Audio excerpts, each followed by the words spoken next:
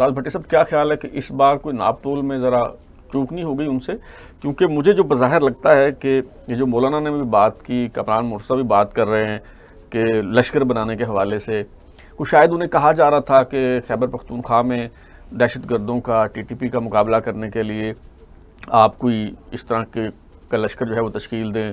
اس کے جواب میں بھی بات کرنا چاہ رہے تھے، لیکن شاید الفاظ کا انتخاب ان سے کوئی، میرا خیال ہے کہ الفاظ کا انتخاب کرنے میں وہ بڑے ماہر ہیں، غلطی ہونے کا امکان جو ہے وہ بہت کم ہے. لیکن ہوا کیا ہے؟ دیکھیں، اگر آپ سٹیٹمنٹ ان کی بلال صاحب غور سے پڑھیں اور سنیں ساری اسکرپٹ، اس کا بار بار آپ اس کو جائزہ لیں جی، تو وہ جو وہ بات کر رہے ہیں جی، اس میں سے بہت ساری چیزیں جو ہیں وہ شاید آپ کو بھی اتفاق ہو. ایک جگہ پہ آ کے جہاں پہ وہ شہیدوں کا ذکر آتا ہے اور تنخواہوں کا ذکر آتا ہے، وہاں پہ وہ ایلوبریٹ اپنی بات کو اس طرح سے نہیں کر سکے. اور جو مجھے لگتا ہے، باقی وہ خود بہتر وضاحت کر سکتے ہیں یا ان کی سیاسی جماعت کر سکتی ہے. دیکھیں، اب اس کو جو آگے سے جس طرح سے کھیلا گیا ہے اور کھیلا جا رہا ہے تمام سیاسی جماعتوں کو، جرنلسٹوں کو، اور یہ کوئی ڈھکی چھپی بات نہیں ہے کہ یہ کہاں سے ہو رہا ہے، بڑی کلیئر بات ہے. تو دیکھیں، کیا جے یو آئی کے شہید نہیں ہیں؟ کیا ان کے درجنوں لوگ شہید نہیں ہوئے؟ بالکل ہوئے، اور جگہ جگہ ہوئے. بلوچستان میں ہوئے، کے پی کے اندر ہوئے، وزیرستان میں ہوئے، کوئی ایسی جگہ. مولانا فضل الرحمان کے اوپر جو ہے وہ خودکش حملے ہوئے اور ان کو نشانہ بنایا گیا. وجہ کیا تھی؟ کہ وہ کانسٹیٹیوشن آف پاکستان کے اوپر یقین رکھتے ہیں اور اس کے لیے وہ کھڑے بھی ہوتے ہیں. اور وہ ریاست پاکستان کے جو سلامتی ہے اس کے ایک جتنے محافظ باقی سیاستدان ہیں وہ اتنے سمجھے جاتے ہیں.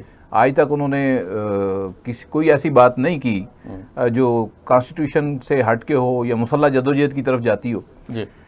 سو یہ بڑا ایک نازک معاملہ تھا. میرا خیال ہے کہ اس کے اوپر سپارکنگ بہت زیادہ ہو گئی اور ٹائم زیادہ آ گیا. جی ہاں، ان کو جو ان سے سلپ آف ٹنگ ہوا یا جیسے جن حالات کے اندر جو بات انہوں نے کی اس کی وضاحت ان کو خود ہی کرنے دینی چاہیے تھی.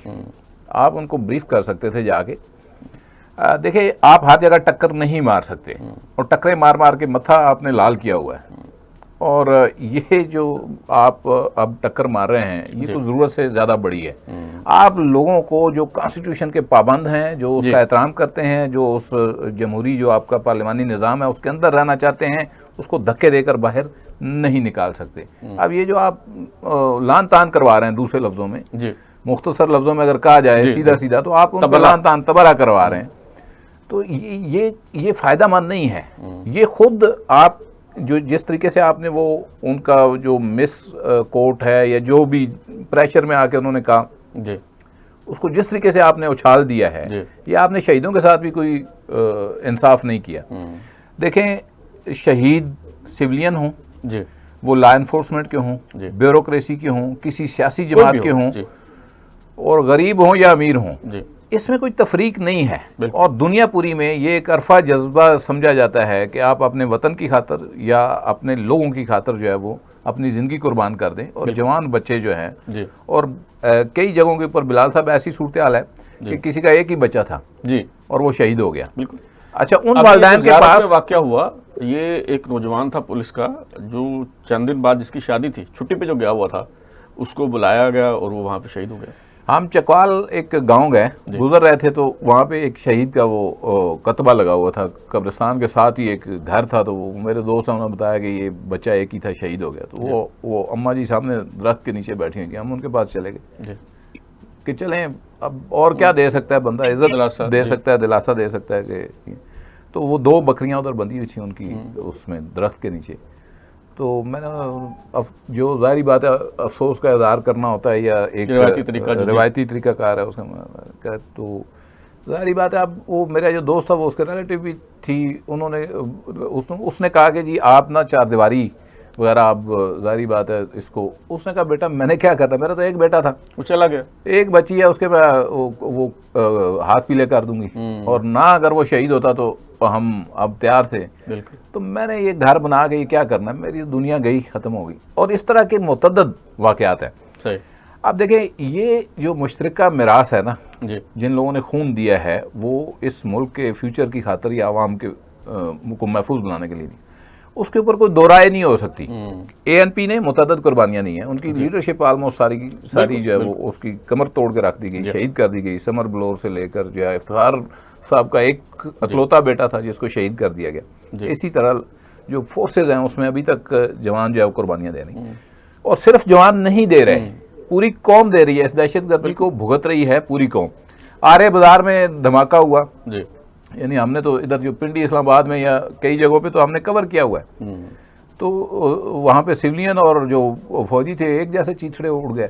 جب دہشت گرد تقسیم نہیں کرتا گولی مارتے ہوئے یا بلاسٹ کرتے ہوئے کہ یار اس کا رنگ کیا ہے, نسل کیا ہے, مذہب کیا ہے, اور وہ صرف یہ دیکھتا ہے کہ یار یہ پاکستان کے ساتھ کھڑا ہے, تو وہ اس کا ہدف ہے.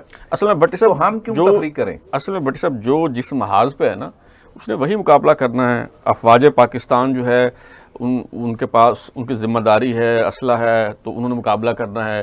سیاستدانوں نے سیاسی محاذ میں مقابلہ کرنا ہے. میڈیا نے اس میں بڑی اور امپورٹنٹ ہے جو ہمارے جرنلسٹ بھی اس کو ملوث خاطر نہیں رکھ رہے اور ادارے بھی نہیں رکھ رہے اس وقت. دیکھیں پالیسی جو ہے یہ پولیٹیشین کا کام ہے, یہ صحافیوں کا کام نہیں ہے, نہ یہ اداروں کا کام ہے, نہ بیوروکریٹس کا کام ہے. اگر کوئی پولیٹیشین پالیسی کے اوپر بات نہیں کرے گا, پالیسی نکلی پولیٹکس سے ہے, آپ اس کو چیک کر لیں, پولیٹکس سے نکلی ہے. تو مولانا فضل الرحمان اگر تو پالیسی پہ بات کر رہے ہیں جو کہ ایک حصہ ان کا پالیسی کے اوپر ہے, سارا آنکھوں پہ وہ سیاستدان ہے وہ. اچھا پھر یہ کہ وہ پہلی دفعہ مولانا فضل الرحمان نے ایسا نہیں کیا, یہ ماضی میں میاں نواز شریف صاحب کر چکے ہیں. اچھا کس کے ٹکٹ پہ آیا اسامہ, یہ پارلیمنٹ میں کھڑے ہو گئے, گیلانی صاحب بات کر چکے ہیں. اور پھر جو آصف علی زرداری صاحب نے کہا تھا اینٹ سے اینٹ بجانے والی, اینٹ سے اینٹ بجانے والی بات. اچھا اور کس نے یہ نہیں کیا؟ منور حسن صاحب کی سٹیٹمنٹ وہ بھی سب کو یاد ہے.